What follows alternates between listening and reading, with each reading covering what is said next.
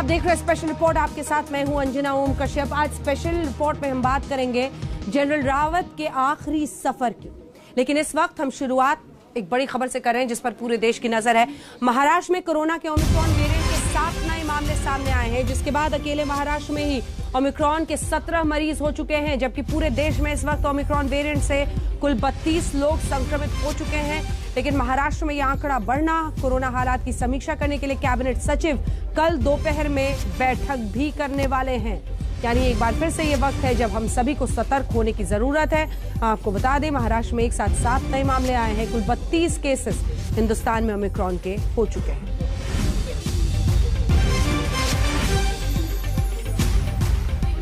कल कैबिनेट सचिव ओमिक्रॉन के इस नए वेरिएंट पर बैठक भी करने वाले हैं। देश की इस पर नजर रहेगी, लेकिन आज पूरा देश गमगीन रहा। अब स्पेशल रिपोर्ट में बात उस महान योद्धा की जो अब हमारी स्मृतियों में हमेशा जीवित रहेंगे। आज दिल्ली में सीडीएस बिपिन रावत, उनकी पत्नी का अंतिम संस्कार पूरे सैन्य सम्मान के साथ हुआ। बीते 3 दिनों से chief of defence staff Bipin Rawat के निधन से पूरे देश में शोक की लहर है। लोग सकते में हैं, अभी भी यकीन नहीं कर पा रहे कि वो हमारे बीच नहीं है। आज हेलीकॉप्टर क्रैश को लेकर भारतीय वायुसेना का बयान सामने आया है। भारतीय वायुसेना का कहना है कि बहुत जल्द जांच के बाद हादसों के कारणों पर विस्तृत रिपोर्ट सामने आ जाएगी। सरल शब्दों में से समझें तो हेलीकॉप्टर अचानक आग का गोला क्यों बन गया, ये सच्चाई भी दुनिया के सामने आ जाएगी। वही सच्चाई जिसकी वजह से जनरल बिपिन रावत को आज पूरे देश को आखिरी विदाई देनी पड़ी। आज माटी का तन माटी में मिल गया, लेकिन पिछले छोड़ गया है हजारों निशानियां।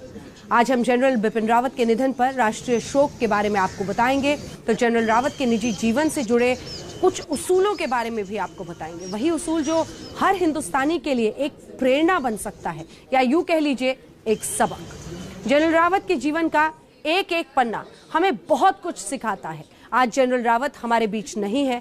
अगर हम उनके सिद्धांतों को, उनके उसूलों को, उनकी सोच को अपने जीवन में उतारें तो ये सच्ची श्रद्धांजलि होगी, क्योंकि सीडीएस रावत अपने पीछे जो विरासत छोड़कर गए हैं, वही विरासत पूरे देश के लिए बहुत काम आ सकती है।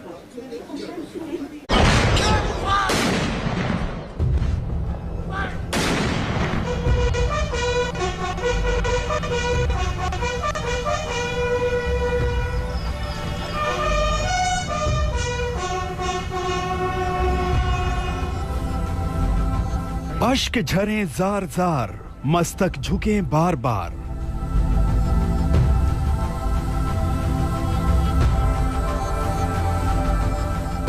है दुख, है दर्द, है गम की घड़ी। अंबर से झरे आंसू, पृथ्वी मायूस है।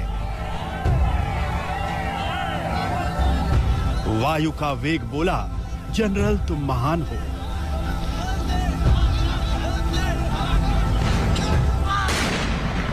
लिख गए वीर गाथा, सदियां गुनगुनाएंगी। शत्रुओं को भयभीत रखा, इतिहास है बलिदान का। पिता के मृत्यु का शोक है भारी, बहादुर बेटियां नहीं हैं हारी। अंतिम सत्य की बारी, घर घर से प्रार्थना है जारी। स्मृतियां हमारे दिलों में शेष हैं, श्रद्धांजलि के वेश में।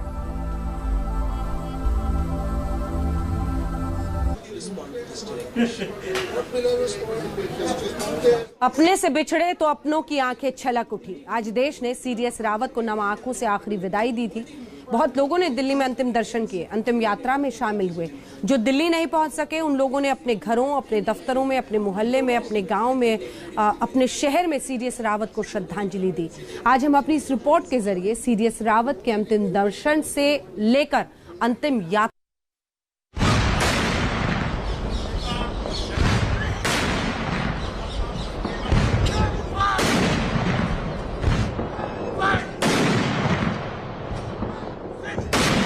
माटी का तन माटी में मिल गया।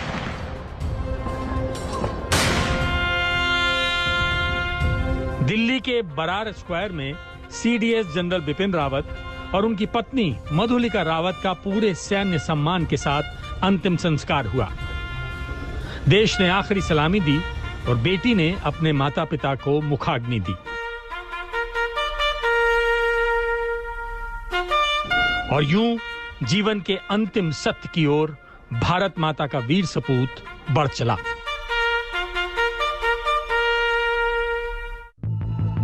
ये दृश्य महान योद्धा को दी गई भावभीनी श्रद्धांजलि के हैं। क्या आम, क्या खास, क्या उत्तर, क्या दक्षिण, क्या पूरब, क्या पश्चिम, पूरा देश एक धागे में बंधा दिखा। नम आंखों से अपने जनरल को देश ने विदाई दी। दो हमेशा देश के लिए, उत्तराखंड के लिए सोचते थे। मेरी इनसे बहुत मित्रता थी। जब भी मैं आता था मेरी कोशिश होती थी, मैं हर बार उनसे मिलकर जाता था, देहरादून आता था तो उनसे मिलता था। जनरल रावत ने अपनी जो जिंदगी थी फौज पर ही वक़्फ़ की और उन्होंने काफ़ी एजाज़ात हासिल किए हैं फौज में और एक अच्छा नाम कमाया है। इन्होंने आर्मी को मॉडर्नाइजेशन में काफ़ी योगदान उनका रहा है। अभी उन्होंने जो एग्जाम्पल जो यार्डशीट रखी है उस पर हमारी सेना चलेगी। मॉरली डाउन जी सेटबैक तो है ही, हमारे दिल में दुख तो ज़रूर है, लेकिन मॉरल हमारा हमेशा फिर भी अप रहेगा, क्योंकि सैनिक का मॉरल कभी डाउन नहीं हो सकता है। हम लोग यहाँ मरने के लिए, वतन के लिए, शहीद होने के लिए आते हैं और शहीद होते रहेंगे। अंतिम सफर पर निकले तो अंतिम दर्शनों के लिए लोगों का हुजूम उमड़ पड़ा। मानो लोगों ने किसी अपने को खो दिया है। यही तो रिश्ता है जनरल रावत का देश के लोगों से। नियति ने जीवन की सांसें छीन ली, लेकिन देश से उनका रिश्ता हमेशा के लिए अमर हो गया। जनरल बिपिन रावत चले गए, लेकिन जनता के जनरल अपने पीछे तमाम स्मृतियां छोड़ गए।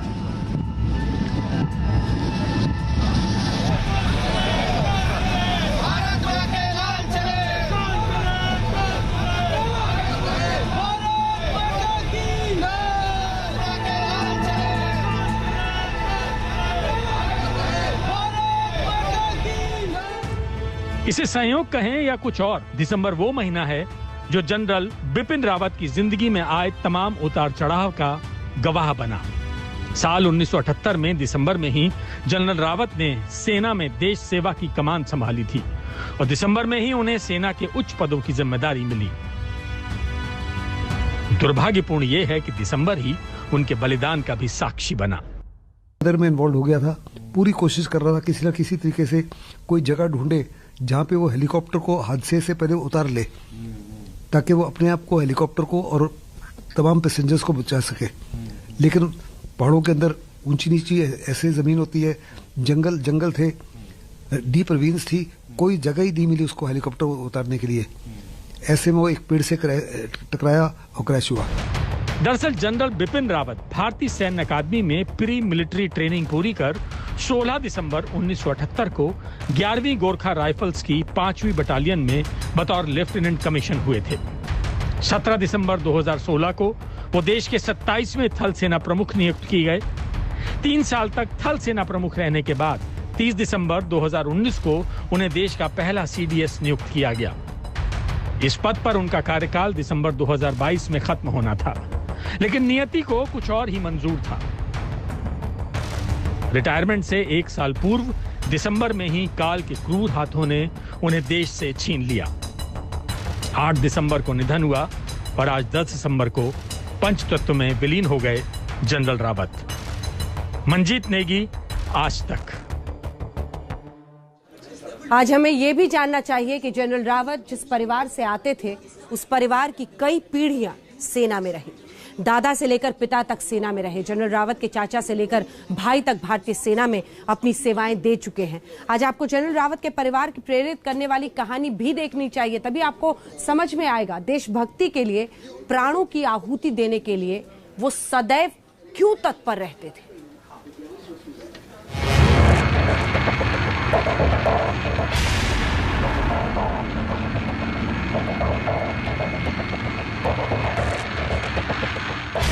ये जाबाज जनरल की जयगाथा है। कई पीढ़ियों से जनरल बिपिन रावत का परिवार देश सेवा करता आया है। ये वही घर है जहां से राष्ट्र के कई नायक निकले। वही गांव जो कि जनरल बिपिन रावत का पैतृक गांव है, यही वो घर हम आपको दिखा रहे हैं जहां पर बचपन का उनका काफी सारा वक्त बीता। आज भी उनके चाचा चाची और कुछ रिश्तेदार यहां रहते हैं। लेकिन दरअसल सैण गांव कहां पर पड़ता है, इसकी लोकेशन एक बार हम आपको दिखा देते हैं। ये दरअसल मुख्य जो सड़क है वहां से 1 किलोमीटर की पगडंडी से होकर यहां पर आना पड़ता है। कुछ ही यहां पर घर हैं, लेकिन अभी इनके चाचा और चाची यहीं पर रहते हैं। जनरल बिपिन रावत एक अद्भुत योद्धा, एक अदम्य साहस के परिचायक, और आज उनके जो कार्यक्रम में, दिल्ली में जो कार्यक्रम होने वाला है जहां उनका पार्थिव शरीर लाया जाएगा, वहां पर उनके चाचा भी पहुंचने वाले हैं। उनके कई और रिश्तेदार भी वहां पर पहुंचेंगे उनको आखिरी दर्शन उनके लेने के लिए। लेकिन हम आपको बता दें कि सिर्फ सेना नहीं, पूरा देश इस वक्त शोकाकुल है। जनरल रावत पहले पिता की यूनिट में तैनात हुए और फिर देश के पहले सीडीएस बने। पूर्वोत्तर में उग्रवाद को खत्म करने से लेकर सर्जिकल स्ट्राइक को अंजाम दिया। रावत को सेना का पहला पाठ घर में ही पढ़ाया गया था। जनरल रावत के परिवार की कई पीढ़ियां सेना में हैं। उनके पिता लेफ्टिनेंट जनरल लक्ष्मण सिंह रावत भारतीय सेना में लेफ्टिनेंट जनरल के पद से रिटायर हुए थे। अगर परिवार की बात करें तो उनके दादा त्रिलोक सिंह रावत ब्रिटिश आर्मी में सूबेदार रहे। उनकी तैनाती लैंसडोन कैंट में थी। जनरल रावत के पिता lieutenant general Lakshman Singh Rawat deputy army chief के अहम पद तक पहुंचे। बड़ी बात यह है कि जनरल बिपिन रावत उसी यूनिट में तैनात हुए जिसमें पिता की नियुक्ति हुई थी। जनरल बिपिन रावत के चाचा भी सेना में हैं, सूबेदार मेजर भूपेंद्र सिंह। छोटे भाई कर्नल विजय रावत हो या फिर भतीजे परिशुद्ध सिंह, सभी का रिश्ता सेना से रहा है। और इस विचारधारा को मैं सिर्फ 5 शब्दों में दोहराना चाहूंगा, और वो है, हर एक जवान को ये सिखलाई दी जाती है कि आप जिस भी कार्य को करने जा रहे हैं, आपने इन 5 शब्दों को ध्यान में रखना है, और वो है नाम, नमक, निशान, वफादारी और इज्जत।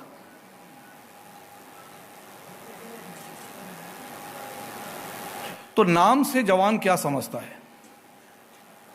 पहले जो सेनाएं होती थी वो राजा महाराजाओं की सेना होती थी, तो उस वक्त उन्हें उस राजा के नाम का ध्यान रखते हुए अपने प्रत्येक कार्य करने पड़ते थे। लेकिन आज के दौर में सेनाएं देश की होती हैं, सेनाएं देश के लोगों की होती हैं। इसलिए देश का नाम, मान और सम्मान सदा कायम रखने के लिए हर एक जवान को प्रोत्साहित किया जाता है। देश का पहला चीफ ऑफ डिफेंस स्टाफ बनने से पहले जनरल बिपिन रावत थल सेना प्रमुख थे, लेकिन सेना के उच्च पद पर पहुंचने के बाद भी गांव से उनका नाता नहीं टूटा। यही वजह है कि निधन की खबर से गांव वालों की आंखें नम हैं। हाँ, 2018 में आए थे वो, और तब 3-4 घंटे रहे यहाँ पर। उसके बाद रात को लैंसडोन में रहे। तब इन्होंने यहाँ पर मकान बनाने के लिए कहा था अपने लिए, बगल में इधर ही। और यहाँ पर कहा था कि मैं आता रहूंगा, जाता रहूंगा, सबको प्लान जो यहाँ से बाहर बसे हुए हैं सबको वापस लाऊंगा और गांव का विकास करेंगे। तब उन्होंने उस दिन सड़क के लिए भी चिट्ठी लिखी थी यहीं पर, और गांव में प्लांटेशन के लिए था उनका, फलदार पेड़ लगाएंगे और तब जाके गांव का विकास होगा और सबको वापस लाएंगे। हाँ, जो प्लान कर गया। ये जो घर आपके ठीक पीछे है, यहाँ पर भी रहे हैं, यहाँ पर भी बचपन भी पहले। हाँ, कभी कभी आते थे ना, छुट्टी पढ़ते थे बाहर, भाई साहब के साथ ही रहते थे वो। लक्ष्मण सिंह रावत। हाँ, कहाँ वो घर था उनका? यही तो है, यही वाला घर। ये पैतृक घर है। पैतृक है। यहाँ पर कितने वर्ष गुजारे उन्होंने? किसने? बिपिन तो यहाँ रहा नहीं, कभी कभी आया वो, कभी कभी आता है। और शिक्षा कहाँ पर हासिल करी? देहरादून में। देहरादून में शिक्षा हासिल करी, उसके बाद सेना से जुड़ गए। और आपसे आखिरी भेंट 2018 में हुई थी। हाँ। अब आप दिल्ली आज जाने वाले हैं? मैं दिल्ली जा रहा हूँ। क्या सूचना है दिल्ली के कार्यक्रम के बारे में? आप दिल्ली में अब आज लाएं, उनके शरीर पार्थिव शरीर को लाएंगे आज और तक कल होगा उनका। अब गांव में मातम है, लोगों के लिए दुख की घड़ी है, क्योंकि सेवानिवृत्ति के बाद वो यहीं बसने वाले थे। लेकिन उससे पहले आई निधन की दुखद खबर। आज तक ब्यूरो। सीडीएस रावत को करीब से जानने वाले उन्हें सच्चा देशभक्त और सबसे बड़ा टास्क मास्टर मानते हैं। जनरल के साथ काम कर चुके कई पूर्व सेना अधिकारियों ने अपने अनुभव साझा किए। सभी का यही कहना है कि जनरल रावत दूसरे जनरलों से जरा हटके थे।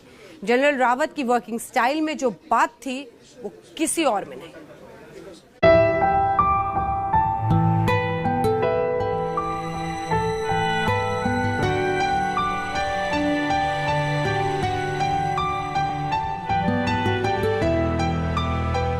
मुझे उत्तराखंड वापस जाना है, वहां के बच्चों के लिए अच्छा बोर्डिंग स्कूल खोलना है।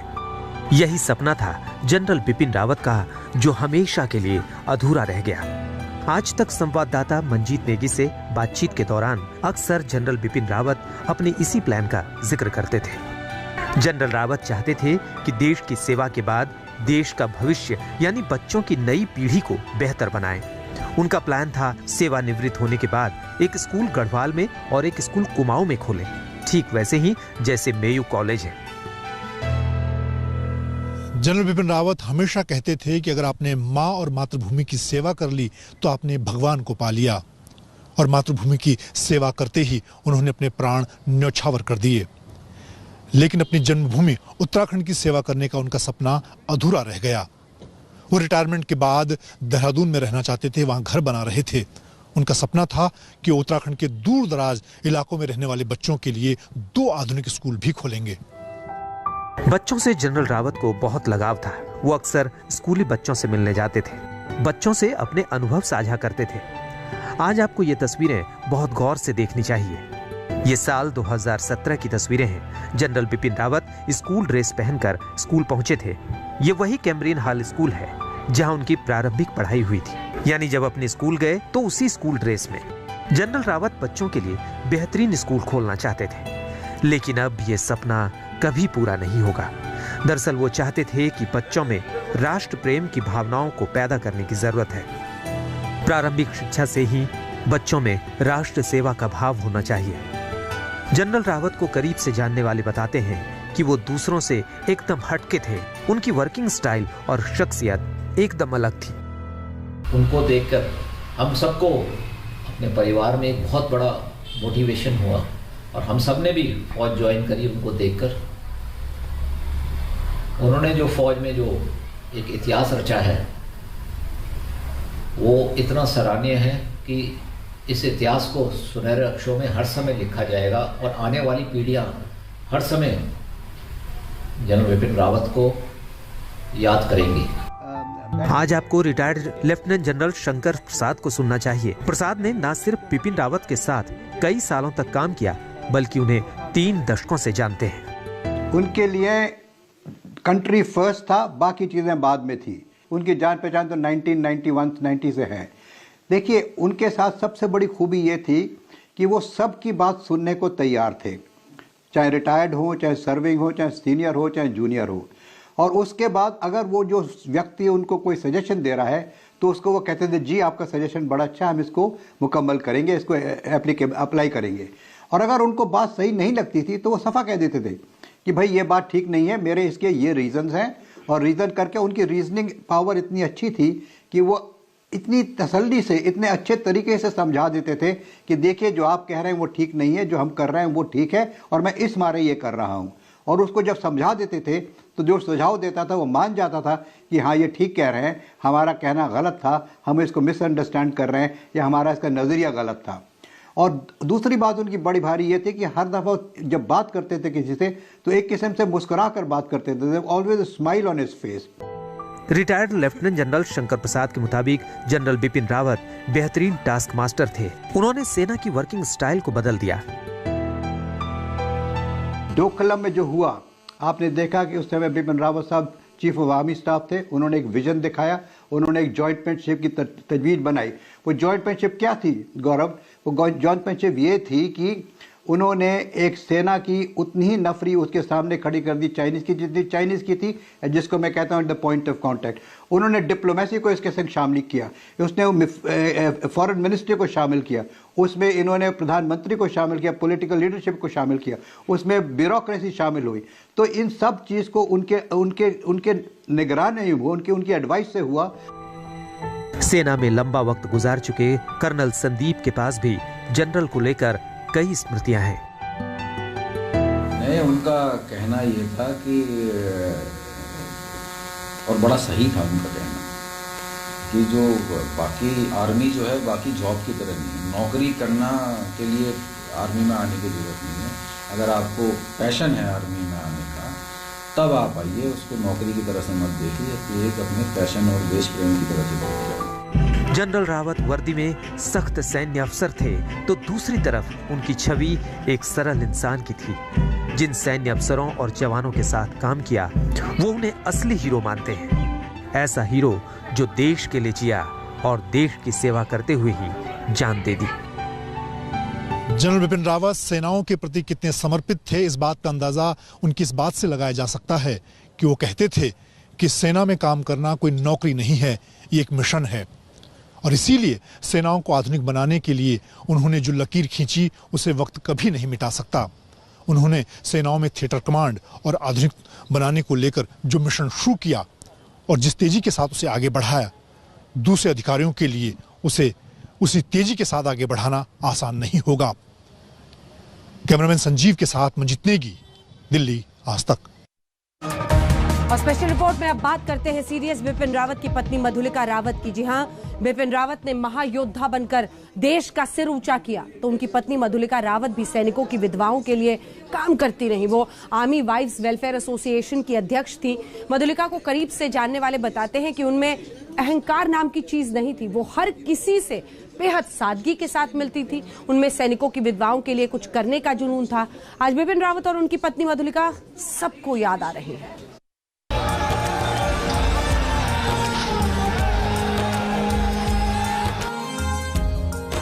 आज देश सीडीएस जनरल बिपिन रावत को विदाई दे रहा है, उन्हें श्रद्धांजलि दे रहा है।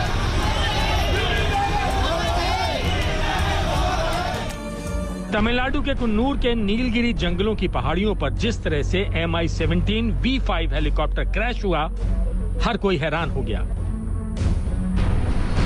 आखिर ये कैसे हो गया? देश का सबसे विश्वसनीय हेलीकॉप्टर कैसे क्रैश हो गया?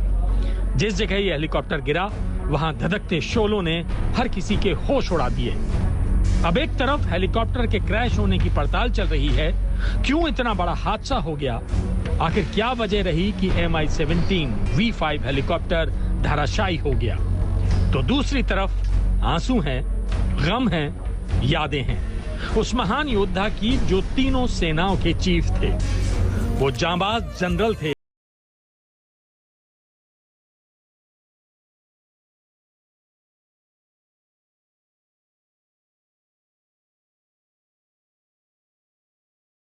सीडीएस जनरल बिपिन रावत के साथ उनकी पत्नी मधुलिका भी हादसे का शिकार हो गईं। नजरें उदास हो गई हैं दोनों के पार्थिव शरीर देखकर। सीडीएस जनरल बिपिन रावत अपनी पत्नी मधुलिका के साथ कुन्नूर के डिफेंस सर्विसेज स्टाफ कॉलेज में लेक्चर देने जा रहे थे, लेकिन लैंडिंग स्पॉट से 10 किलोमीटर पहले ही हेलीकॉप्टर क्रैश हो गया। चश्मदीदों ने जो देखा उसको बयां करने में भी रोंगटे खड़े हो जाते हैं। और अब हम आपको सीडीएस बिपिन रावत और उनकी पत्नी मधुलिका की वो कहानी बताने जा रहे हैं जिसको सुनकर आप उनको सैल्यूट करेंगे। सीडीएस बिपिन रावत की पत्नी मधुलिका रावत ने अपने पति का साथ जीवन के हर मोड़ पर दिया। जब मौत आई तो उस वक्त भी वो जनरल बिपिन रावत के साथ रहीं।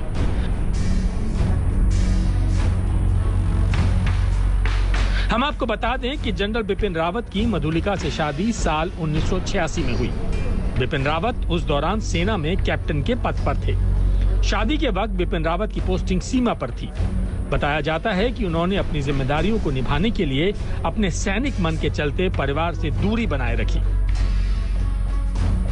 परिवार की ओर मेरा ध्यान थोड़ा कम रहा है मेरी फील्ड एरिया पोस्टिंग्स के कारण, लेकिन अब जब मैं सेनाध्यक्ष बन गया हूं, कम से कम हम एक साथ रहेंगे, लेकिन इसमें भी जिम्मेदारियां ज़्यादा हैं। मैं ये तो नहीं कह सकता कि मैं ज़्यादा समय परिवार की तरफ दे सकूंगा, क्योंकि इस वक्त आर्मी में टास्क बहुत हैं, कई मुद्दे हैं जिन पर कार्रवाई करनी है, तो मेरे ख्याल में उसमें ज़्यादा समय लगेगा। लेकिन फिर मेरी जो धर्मपत्नी है, मुझे लगता है उनको भी परिवार संभालने की आदत पड़ गई है और उसका श्रेय मैं उनको ही देता हूँ। जनरल बिपिन रावत का मानना था कि परिवार को साथ रखने से वो अपनी जिम्मेदारियों को ठीक से नहीं निभा पाएंगे। ऐसे में बच्चों की परवरिश की पूरी जिम्मेदारी उन्होंने पत्नी मधुलिका पर छोड़ दी और खुद देश सेवा में लगे रहे। मेरे बच्चे तो यही बोलते हैं कि सारे आर्मी ऑफिसर्स जो उनकी तारीफ करते हैं, काश वो घर में भी वैसे हों। तो मेरे बच्चों से उनका इतना ज़्यादा, जैसे फील्ड एरिया में रहने के कारण इतना ज़्यादा इंटरेक्शन नहीं रहता है, तो मैंने ही उनको ज़्यादातर रखा है। लिखना पढ़ना यही सब हॉबीज़ हैं उनकी, मैं तो यही सोचती हूँ। और घूमना ये है कि अपना देश में ही जितना ज़्यादा घूमो। बाहर हम लोग विदेश गए, सब ने फ़ोटो खींचनी शुरू की कि ये देखिए स्विट्ज़रलैंड कितना सुंदर है, तो कहते अपना कश्मीर भूल गए ये लोग। तो बहुत प्राउड हैं, अपने कंट्री के लिए बहुत ज़्यादा प्राउड है। आइए अब आपको जनरल बिपिन रावत की पत्नी मधुलिका से जुड़ी कुछ बड़ी बातें बताते हैं। मधुलिका मध्य प्रदेश के शहडोल की रहने वाली थी। साल 1986 में मधुलिका की शादी बिपिन रावत से हुई थी। मधुलिका ने अपनी स्कूली शिक्षा ग्वालियर की सिंधिया कन्या विद्यालय से की और मनोविज्ञान की पढ़ाई दिल्ली यूनिवर्सिटी से की। जब बिपिन रावत आर्मी में कैप्टन थे तभी मधुलिका ने उनसे शादी की। मधुलिका रावत का परिवार वर्तमान में शहडोल जिला मुख्यालय स्थित पुश्तैनी आवास राजाबाग में रहता है। मधुलिका के पिता मृगेंद्र सिंह शहडोल जिले के सुहागपुर रियासत के रियासतदार थे। वो 1967 से 1972 तक कांग्रेस के विधायक भी रहे थे। Madhulika army wives welfare association की प्रेसिडेंट थी। मधुलिका रावत अपने दो भाइयों हर्षवर्धन सिंह और यशवर्धन सिंह की इकलौती बहन थी। आज तक ने जनरल बिपिन रावत के साले साहब और मधुलिका के भाई से बात की। उन्होंने बताया कि कैसे उनकी बहन की शादी जनरल बिपिन रावत से हुई थी। ये रिश्ता उनके ही तरफ से आया था। ये रिश्ता जिया जी के पिताजी जनरल रावत थे, वो पोस्टेड थे भटिंडा में। उन्होंने ही हमारे पिताजी से कांटेक्ट किया था और बताया था कि मेरा एक बेटा है और आप चाहें तो अपनी बेटी की शादी हमसे, हमारे बेटे से कर सकते हैं। तो हम लोगों ने सब मिले, वहाँ देखा, सब समझा। तो हमारे पिता, माँ और जब बहन ने अपना पक्ष रख दिया कि हाँ भाई ठीक है, सहमति दे दी, तो ये शादी संपन्न हुई 1986 में। एक ही बार में पसंद आ गए थे? हाँ, एक ही मीटिंग में जब बात हुई तो वो हुआ कि नहीं बहुत अच्छा है, सब कुछ ठीक है। जनरल बिपिन रावत जहां देश की सेवा में लगे रहे, वहीं उनकी पत्नी मधुलिका ने सैनिकों की विधवाओं के जीवन को अच्छा करने के लिए बहुत काम किया। उन्होंने महिलाओं को टेलरिंग, ब्यूटिशियन, चॉकलेट बनाने जैसे कामों की ट्रेनिंग के लिए प्रोत्साहित किया। आर्मी वाइव्स वेलफेयर एसोसिएशन की स्थापना 1966 में की गई थी और साथ ही ये दावा किया गया है कि ये देश के सबसे बड़े एनजीओ में से एक है। ये एनजीओ सेना की विधवाओं, कैंसर रोगियों, दिव्यांग बच्चों के लिए काम करता है। हर एक से उनका मिलना जुलना और हमेशा वो उसमें लगी रहती थी कि किस तरह से मैं इन जो विडोज़ हैं उनके लिए क्या कर सकती हूँ, और सलाह ही मांगती रहती थी कि और बताओ कि मतलब अपने घर में भी उनको, जब उनके यहाँ फंक्शन हुआ था आर्मी डे पे, तो खुद जा के मिलना। हर जो बाहर से आई हुई थी जो अपनी वीर नारी, हमारे यहाँ जो विडोज़ हैं उनको हम लोग वीर नारी बोलते हैं, उनके लिए बड़ी बड़ी योजनाएं हमने आर्मी वाइव्स उन्होंने चला रखी हैं। उन्होंने एक नई योजना चलाई थी सेना जल के नाम से, मतलब अपना जो जल या प्लांट खुलवाई आर्मी एरिया में, और वो सेना आवा के उसका जो भी पैसा आता था वो आवा में जाता था, आर्मी वाइव्स वेलफेयर एसोसिएशन। तो सेना जल उनकी एक बहुत बड़ी योजना थी जो बड़ी कामयाब रही। हर जगह उन्होंने ये इंश्योर किया कि जो भी फौज के जो भी कार्यक्रम होते हैं उनमें सेना जल का ही इस्तेमाल हो और बाहर से पानी नहीं मंगाया जाए, बिस्लरी वगैरह। आज देश सीडीएस जनरल बिपिन रावत और उनकी पत्नी मधुलिका को याद कर रहा है, उन्हें भावभीनी श्रद्धांजलि दे रहा है। भोपाल से रवीश पाल सिंह के साथ भूपेंद्र चौधरी, नोएडा, आज तक। सीडीएस जनरल बिपिन रावत और उनकी पत्नी मधुलिका हर मोड़ पर एक साथ रहे और देखिए दोनों एक साथ ही हेलीकॉप्टर हादसे में दुनिया से अलविदा कहकर चले गए, लेकिन पीछे छोड़ गए हैं अपनी दो लाडली बेटियों के लिए आंसुओं का दरिया। जी हाँ, बिपिन रावत की 2 बेटियां हैं, कीर्तिका और तारिणी। दोनों पर जैसे गम का पहाड़ टूट पड़ा है। आज दोनों बेटियों ने ही माता पिता को मुखाग्नि देकर दुनिया से विदा कर दिया और आंसुओं का गम का पूरा समंदर समेट लिया। लम्हों में सारे जहां का गम सिमट आया। कितनी मुश्किल घड़ी है इन बेटियों के लिए। कहां तो खुशियों का पूरा संसार सोचा था और आज वही बेटियां पिता जनरल विपिन रावत और मां मधुलिका रावत को मुखाग्नि दे रही हैं।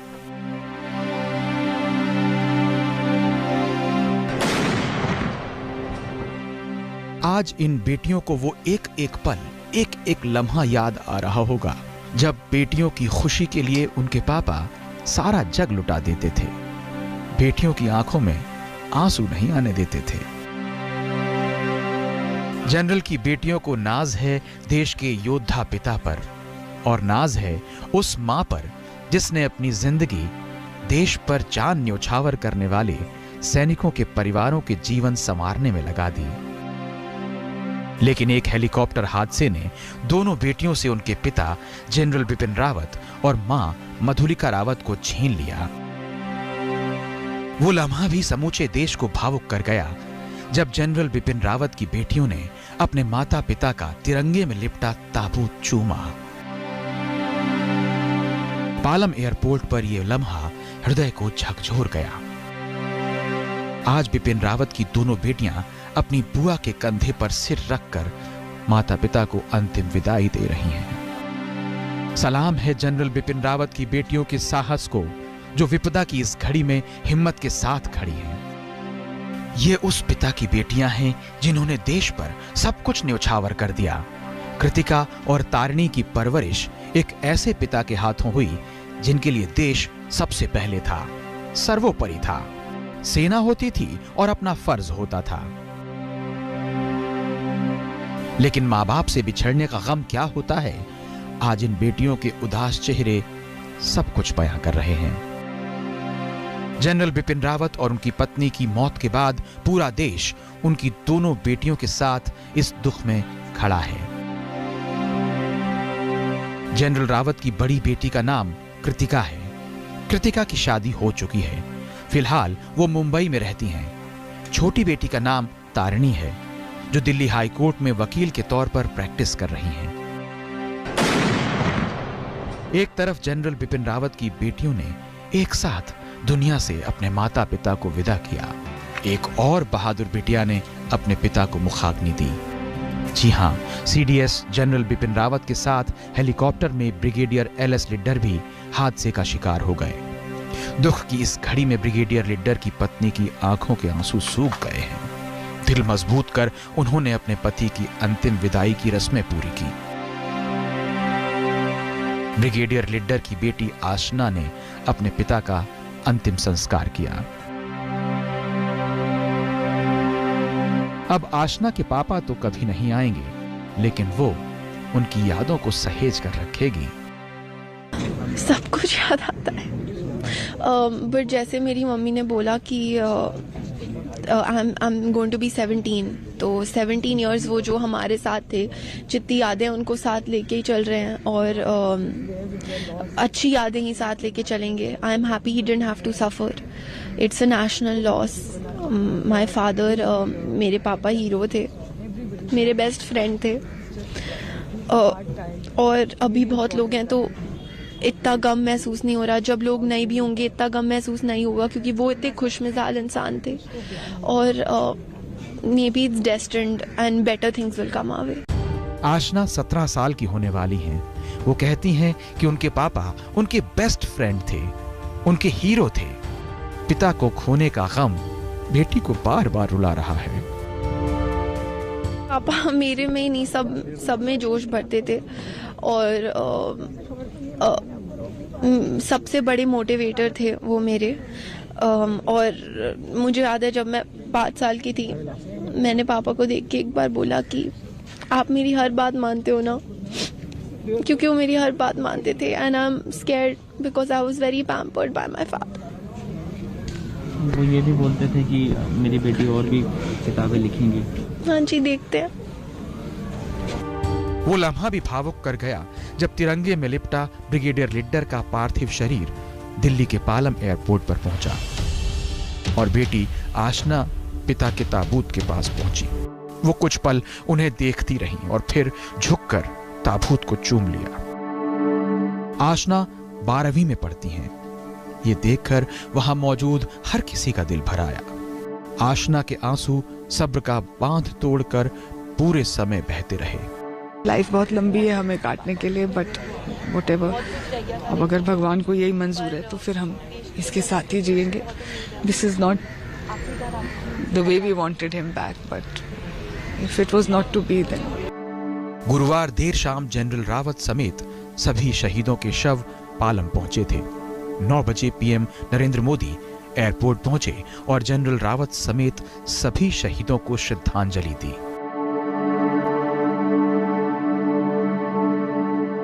शहीदों के ताबूत देख पीएम ने हाथ जोड़े, सिर झुकाया और अपनी आंखें बंद कर ली।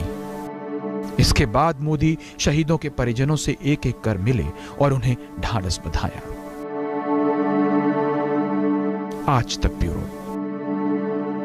जीवन और मृत्यु सबसे बड़ा सच है। हर इंसान जो इस दुनिया में आया है वो दुनिया से जाएगा, लेकिन असमय विदाई दुख और पीड़ा की वजह बन जाता है।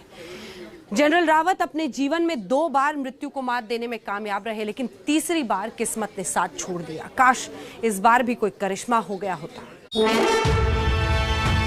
साल 1993 ये वही वक्त था जब जनरल बिपिन रावत गोरखा राइफल्स की एक यूनिट के मेजर थे। 17 मई को भारत पाकिस्तान बॉर्डर के करीब उरी में गश्त के दौरान पाकिस्तान की ओर से हुई गोलीबारी की जद में आ गए थे। तब बिपिन रावत के पैर के टखने में एक गोली लगी थी और दाहिने हाथ में चोट आई थी। किस्मत से वो जिंदा बच गए थे, लेकिन पैर में लगी गोली से ड्यूटी पर वापसी पर प्रश्न चिन्ह लग गया था। यानी सेना में उनका करियर करीब करीब खत्म हो चुका था, लेकिन उन्होंने हिम्मत नहीं हारी, जुनून को जिंदा रखा और ड्यूटी पर वापसी की उम्मीद नहीं छोड़ी। उनके पैर का ऑपरेशन हुआ।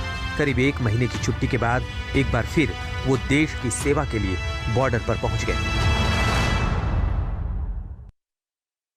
देखिए, इस तरह की तैयारी हम सदा सतर्क रहते हैं, हम सदा तैयार रहते हैं। किसी तरह की कार्रवाई होगी तो हम उसके लिए तैयार हैं। ऐसे स्टेटमेंट से हमें कोई फिक्र करने की जरूरत नहीं है और ना आपको फिक्र करने की जरूरत है। रावत सर, एक चीज बताइए सर, आर्टिकल हटने के बाद जम्मू कश्मीर की जनता और आर्मी का जो गैप है वो बिल्कुल खत्म हो जाएगा, आपको लगता है? क्यों खत्म हो जाएगा? हम जनता के साथ रहेंगे, पहले भी रहते थे। बल्कि हमारा जो मेल मिलाप जनता के साथ 70 और 80 के दशक में था, वो आप वहाँ पे जानकारी से जाइए, वहाँ पता करिए किस तरह का हमारा मेल मिलाप था वहाँ के आवाम के साथ। हम उस समय भी वहाँ पे तैनात थे, बड़े अच्छी तरह से हमारी आवाम के साथ मेल मिलाप हमारा रहता था। और उस तरह का मेल मिलाप दोबारा अगर होना शुरू हो गया तो बहुत अच्छा रहेगा। उस समय हम बगैर बंदूक के मिलते थे, अगर हम दोबारा बगैर बंदूक के मिल सकते हैं, अगर सब चीज़ वहाँ सही तरीके से रहा तो हम यही चाहते हैं। ठीक है, थैंक यू। साल 2015 में भी एक बार मौत से 2 हाथ की नौबत आई। उस वक्त जनरल रावत एक हेलीकॉप्टर दुर्घटना में बाल बच निकले थे। हादसा फरवरी 2015 को हुआ था। तब वो लेफ्टिनेंट जनरल थे। दीमापुर से जब वो चीता हेलीकॉप्टर में सवार होकर निकले, तब अचानक हेलीकॉप्टर क्रैश हो गया था। हादसे में जनरल रावत को कुछ मामूली चोटें आई थी। उस वक्त इस हादसे के पीछे इंजन फेल होने की वजह सामने आई थी। यानी 2 बार जनरल रावत ने मृत्यु को मात दी, लेकिन तीसरी बार मृत्यु जीत गई और वो हार गए। लेकिन जीवन चक्र के इस खेल में मृत्यु के बाद भी जनरल रावत हमेशा हमारे दिलों में जीवित रहेंगे, क्योंकि शहीद कभी मरा नहीं करते, वो अमर है। आज तक ब्यूरो। देश की मिट्टी में मिल गए देश के लिए जान लुटाने वाले वीर। हेलीकॉप्टर हादसे में शहीद हुए वीरों को हमारा नमन। छोटे से ब्रेक के बाद हम लौट रहे हैं, आप देखते रहिए। 17 V5 हेलीकॉप्टर हादसे ने देश को बड़े जख्म दिए हैं। ब्रिगेडियर लखविंदर सिंह लिड्डर से लेकर लेफ्टिनेंट कर्नल हरजिंदर सिंह और हेलीकॉप्टर में सवार लांस नायकों को देश याद रखेगा। देश उनको श्रद्धांजलि दे रहा। आंखों से आज देश ने जनरल बिपिन रावत और अपने सैनिकों को विदाई दी है। स्पेशल रिपोर्ट में इतना ही। देश दुनिया की बाकी खबरों के लिए आप देखते रहिए आज तक।